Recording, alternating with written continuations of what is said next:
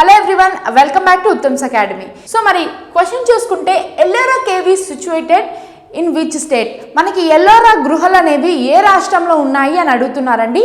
మనం ఈ ఎల్లోరా గుహలు మొత్తము ఒక సింగిల్ రాక్తో క్రేవ్ చేశారండి. మనం ఈ ఎల్లోరా గుహల్ని రాక్ కట్ కేవ్స్ అని కూడా పిలుస్తాము.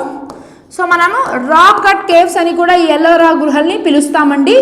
మెయిన్గా ఈ ఎల్లోరా గుహల్లో హిందూయిజం గురించి, జైనిజం గురించి, బుద్ధిజం గురించి క్లియర్గా ఎక్స్ప్లెయిన్ చేయడం జరిగింది. ఎల్లోరా కేవ్స్లోని రాళ్ళల్లో మనకి ఆ హిందూయిజం గురించి కానీ వాటి గురించి చెక్కబడడం జరిగిందండి. సో మనకు ఎల్లోరా కేవ్స్ అనేవి కొంచెం పాపులర్ అని కూడా చెప్పుకోవచ్చు. ఇవి ఏ రాష్ట్రంలో ఉన్నాయి అంటే మహారాష్ట్ర స్టేట్లో ఉన్నాయండి మనకి ఎల్లోరా కేవ్స్.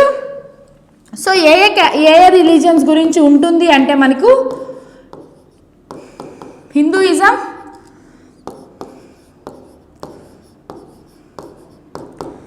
బుద్ధిజం మరియు జైనిజం అండి.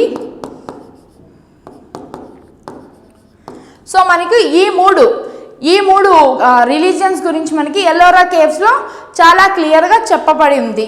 ఇది వాళ్ళ daily shot. Thank you for watching and have a nice day.